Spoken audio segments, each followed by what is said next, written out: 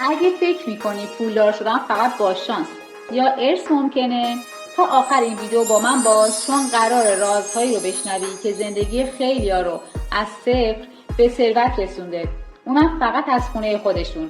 تعریف ساده قانون جذب اینه که به هر چیزی که بهش فکر میکنی و با احساس همراه باشه وارد زندگیت میشه. وقتی به بیپولی فکر میکنی ارتعاش کمبود رو میپرسی. راندابر میگه شما همانی هستید که فکر میکنید هستید. ارتعاش ثروت رو چطور بالا ببریم؟ وقتی درباره جذب پول حرف میزنیم فقط فکر کردن درباره پول کافی نیستش. باید ارتعاش ذهنیت رو با ارتعاش ثروت هماهنگ کنی. یعنی چی؟ یعنی باید خودت رو در حالت احساسی قرار بدی که انگار همین حالا پول وارد زندگیت شده. آهنگ‌هایی گوش بده که حس قدرت، فراوانی و شادی بهت میدن. لباس‌هایی بپوش که حس ثروت بهت میدن، حتی اگه گرون نباشن. باور کن که پول تو راهه، نه اینکه هنوز نیومده. وقتی ارتعاشت رو ببری بالا، چیزهایی که میخوای خودشون میان سراغت. تجسم خلاق با جزئیات واقعی داشته باش. تجسم خلاق یعنی تصور کردن خواسته‌هات با جزئیات کامل، طوری که مغزت فرق بین واقعیت و خیال رو نفهمه. این تکنیک یکی از قدرتمندترین ابزارهای جذب ثروته. مثلا اگه میخوای درآمد دلخواهت رو جذب کنی، تصور کن داری پیام واردی‌هات رو چک میکنی، صدای پیام اومدن رو گوشیت رو میشنوی، حس شادی رو تجربه میکنی و حتی برنامه‌ریزی میکنی با اون پول چی بخری. میتونی هر شب قبل خواب 5 دقیقه چشماتو ببندی و لحظه‌ای رو تصور کنی که پول وارد زندگیت شده. با تمام حواست حسش کن. قانون جذب فقط برای رویا پردازی نیست، باید با اقدام همراه باشه که با قانون جذب همراستا باشن. نکته مهم اینه که قبل از شروع هر کاری باید ارتعاش خودت رو تنظیم کنی. با حس فراوانی شروع کن، نه با ترس یا عجله. خیلی‌ها فکر میکنن قانون جذب فقط یه باور شبه علمیه، اما تحقیقات نشون داده که مغز ما تفاوت بین واقعیت و تجسم ذهنی رو تشخیص نمیده. یعنی وقتی تو با احساس واقعی تصور میکنی پول وارد زندگیت شده، مغزت شروع میکنه مسیرهای عصبی جدیدی بسازه و تو رو به سمت رفتارهای ثروت‌ساز هدایت کنه. مطالعه در دانشگاه هاروارد نشون داد که نوازندگانی که فقط تمرین ذهنی انجام دادن همون تغییرات مغزی رو داشتن که نوازندگانی که تمرین فیزیکی کرده بودن. این مطالعات نشون داده که چقدر تمرین ذهنی میتونه مهم باشه. برای اینکه قانون جذب واقعا اثر کنه، باید ذهنت رو به صورت مداوم در مسیر فراوانی نگه داری. جیم ران میگه موفقیت چیزی نیست که دنبال کنی، چیزی هستش که جذبش میکنی با تبدیل شدن به کسی که باید باشی. خیلی‌ها فکر میکنن قانون جذب یعنی فقط بشینی و فکر کنی، اما جذب واقعی دو نوع هستش: جذب منفعل و جذب فعال. جذب منفعل اینه که فقط تجسم و جمله تأکیدی بدون هیچ اقدامی، ولی جذب فعال تجسم، احساس واقعی و اقدام همراستای اونو داره. مثلا اگه میخوای درآمد دلخواهت رو جذب کنی، باید علاوه بر تجسم کاری انجام بدی که در مسیر اون درآمدت باشه، حتی یه قدم کوچیک. هر قدم کوچیک تو زندگی برای تغییر زندگیت باعث میشه تو مسیر پیشرفت قرار بگیری. برای خودت روتین صبحگاهی ثروت‌ساز داشته باش. صبح‌ها بهترین زمان برای تنظیم ارتعاش ذهنته. بعد بیدار شدن یه موسیقی آرام بخش گوش بده. یه لیوان آب بخور و با خودت تکرار کن این آب فراوانی رو وارد بدنم میکنه. در واقع تو ارتعاش فراوانی رو از شروع روزت به جهان میفرستی. 5 دقیقه مراقبه کن یا تو سکوت بشین. به ذهنت اجازه بده آروم بشه و با آرامش روزتو شروع کنی. یه دفترچه داشته باش، 3 تا جمله تأکیدی برای خودت بنویس. یه تصویرسازی 3 دقیقه‌ای داشته باش برای دریافت پول. برنامه‌ریزی روزت رو با تمرکز روی فراوانی‌ها انجام بده. برای خیلی‌ها این سوال پیش میاد که حالا چطور ذهنمون رو برای دریافت پول آماده کنیم؟ خیلی وقتا پول نمیاد چون ذهنمون هنوز آماده دریافت نیستش. زمانی که ذهن آماده دریافت پول باشه، یه سری نشونه‌ها داره. اینکه احساس لیاقت نسبت به پول داشته باشی، حس گناه بابت خواستن پول نداشته باشی، راحت درباره پول حرف میزنی، اینکه هدیه یا کمک دیگران رو بدون شرمندگی قبول میکنی. اما اگه این نشونه‌ها رو نداری، باید رو خودت کار کنی، رو ذهنت کار کنی که این ارزشمندی رو تو وجودت ایجاد کنی. برای اینکه این ارزشمندی رو تو وجودت ایجاد کنی میتونی از این جمله تأکیدی استفاده کنی: من ارزشمندم و پول با عشق وارد زندگی میشه. یادت باشه پول فقط یه عدد نیست، یه ارتعاشه و تو با ذهن، احساس و اقدامت میتونی اون ارتعاش رو بسازی. از همین لحظه تصمیم بگیر که ذهن ثروت‌ساز داشته باشی، چون تو شایسته فراوانی هستی، نه فقط به خاطر کاری که میکنی بلکه به خاطر کسی که هستی. اگه تا اینجای ویدیو برات مفید بود، همین حالا کانال رو سابسکرایب کن، چون قراره اینجا با خودت زندگی تو تغییر بدی. یکی از تفاوت‌های کلیدی بین آدم‌های ثروتمند و کسانی که همیشه درگیر مشکلات مالی هستن نوع نگاهشونه.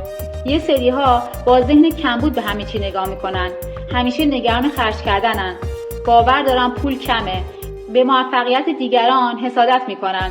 و اما یه دسته دیگه از آدما هستن که با ذهن فراوانی به همه چی نگاه میکنن، با لذت خرج میکنن چون میدونن پول برمیگرده، باور دارن پول همیشه هست، الهام میگیرن از موفقیت دیگران و خوشحال میشن. یه راهکار بهت میگم که متوجه بشی ذهنت کمبودها رو میبینه یا فراوانی ها رو. دقت کن وقتی پول خرج میکنی با عشق خرج میکنی، خیالت راحته که بهت برمیگرده یا اینکه همش نگرانی، تو ذهنت میگی پولم تموم شد، چرا خرجش کردم، درگیر خرج اون پولی. با دقت کردن رو خودت متوجه میشی که ذهنت متوجه فراوانی‌ها میشه یا نمیشه و دنبال راه حل میری. قبل از هر چیزی اول باید متوجه بشی که تو اصلا فراوانی‌ها رو میبینی یا کمبودها رو میبینی. بعد باید شروع کنی به آموزش دادن ذهنت که فقط فراوانی‌ها رو ببینه و برای خودت ذهن ثروت‌ساز بسازی. پول مثل نفس کشیدنه، باید بیاد و بره. اگه فقط بخوای نگهش داری جریانش قطع میشه. پس باید با عشق خرج کنی، با اعتماد دریافت کنی.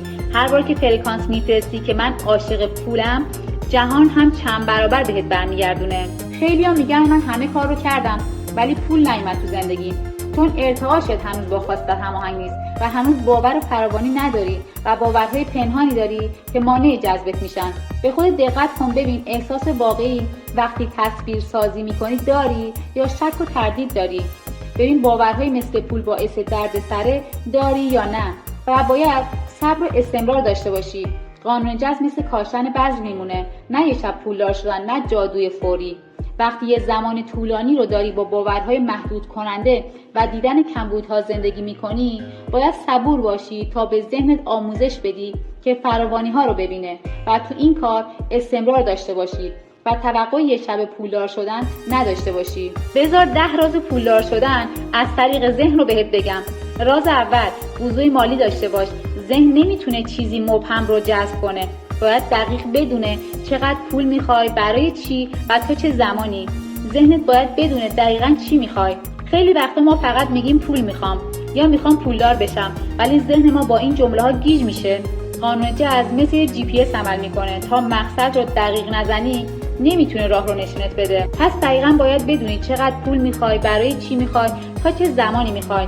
مثلا به جای اینکه بگیم میخوام پولدار بشم، بگو من تا پایان این ماه میخوام 30 میلیون تومان جذب کنم برای خرید لپتاپ یا کمک به خانواده. وقتی واضح خواستت رو میگی، ذهنت شروع میکنه به ساختن مسیر، فرصت‌ها و آدم‌هایی که تو رو به اون خواستت، به اون مبلغ پولی که میخوای برسونه. حالا چرا مهمه که ما واضح خواستمون رو بیان کنیم؟ چون ذهن ما عاشق جزئیاته. وقتی عدد، هدف و زمان مشخص باشه، مغز شروع میکنه به فعال سازی سیستم فیلتر اطلاعات که باعث میشه فقط چیزهایی رو ببینی که به هدفت مربوط میشن. وقتی میگی میخوام تا آخر ماه 30 میلیون جذب کنم، ممکنه یه پیشنهاد کاری یا همکاری یا حتی یه ایده فروش به ذهنت برسه که قبلا نمیدیدی. راز دوم، باور کن که لیاقت ثروت رو داری. اگه در ناخودآگاهت فکر میکنی پول برای آدمای خاصه، ذهنت هم مقاومت میکنه. به خودت بگو من شایسته فراوانی هستم، چون ارزشمندم. باور کن که لیاقت ثروت رو داری. اگه ته دلت فکر میکنی پول برای تو نیست، قانون جذب نمیتونه کاری برات بکنه. یه وقتایی ما به ظاهر میگیم من میخوام پولدار بشم، ولی در عمق ذهنمون یه صدای کوچیک هست که زمزمه میکنه تو کی باشی که پولدار بشی؟ اگه پول بیاد حتما یه جای کار خراب میشه. پول فقط برای آدمای خاصه.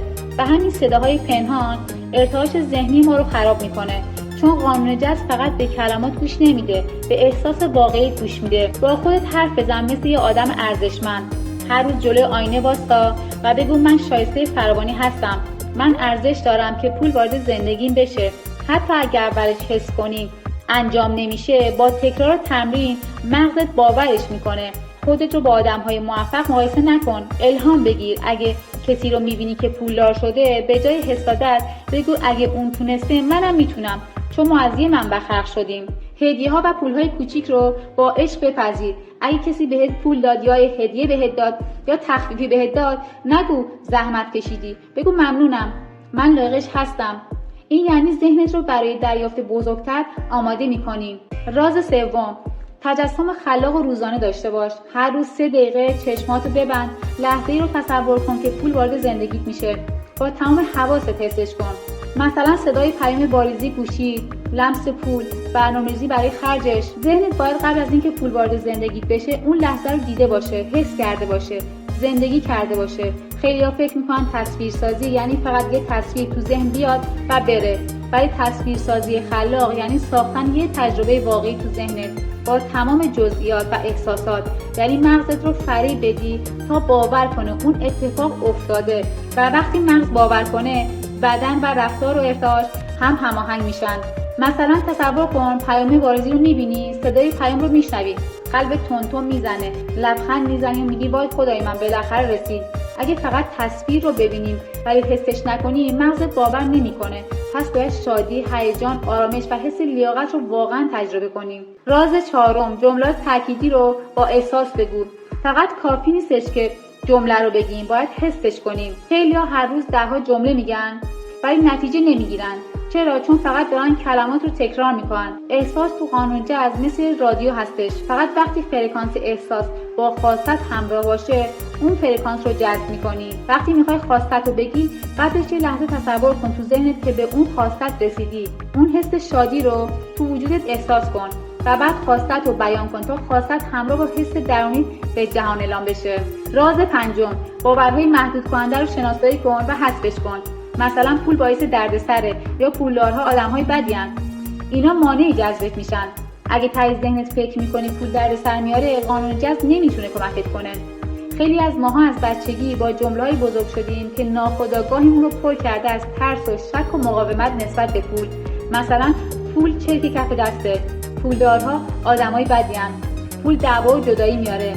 این باورها مثل دیوار جلوی ارتعاش جذب پول وامیستن. حتی اگه 100 بار در روز جمله تأکیدی بگی، تا وقتی این دیوارا هستن پول نمیتونه وارد زندگیت بشه. پس باید اول باورهای محدود کنندت رو درست کنی و تبدیل کنی به باورهای مثبت. اونم با تکرار، تمرین و استمرار انجام میشه. راز ششم، محیط ذهنی و فیزیکی رو ثروت‌ساز کن. اتاق، لباس، موسیقی، آدم‌هایی که دورت هستن همه روی ارتعاش ذهنی تاثیر دارن.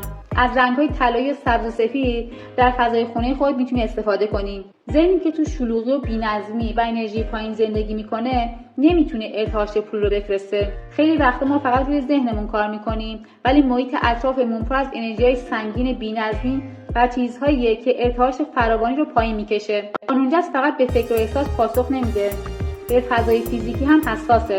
هر گوشه خونه‌ات باید حس آرامش، نظم و انرژی مثبت بده.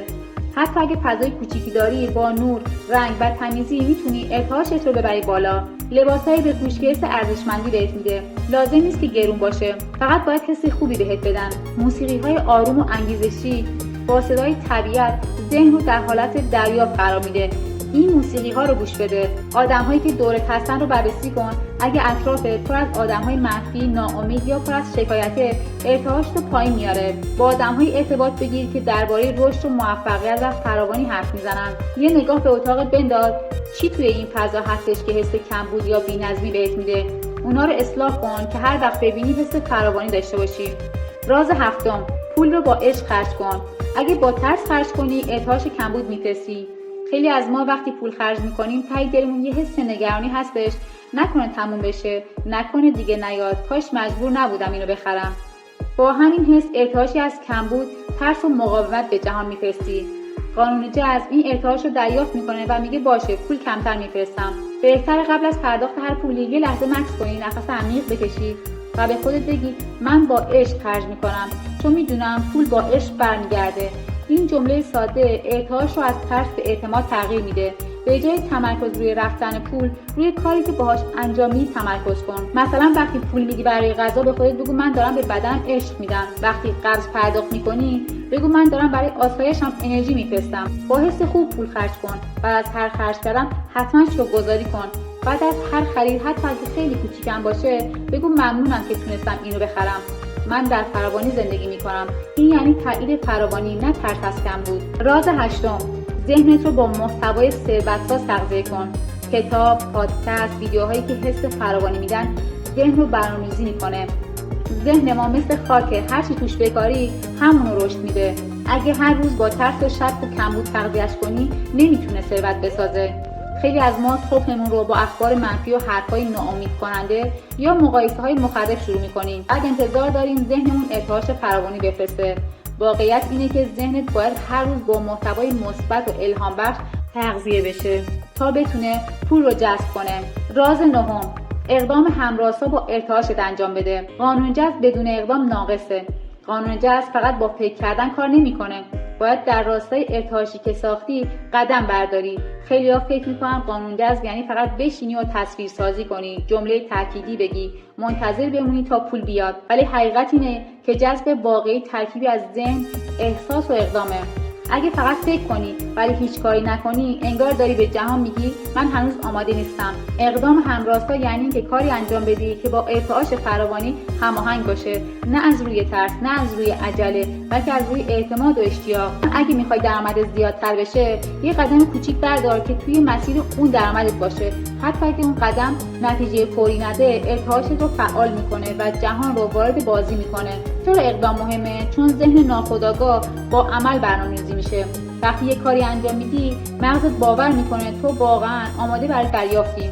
وقتی باور شکل بگیره، ارتعاش قوی‌تر میشه و جذب سریعتر اتفاق میفته. راز دهم، شکرگزاری روزانه داشته باش. شکرگزاری یعنی تایید فراوانی. ذهنی که شکرگزار باشه بیشتر جذب میکنه.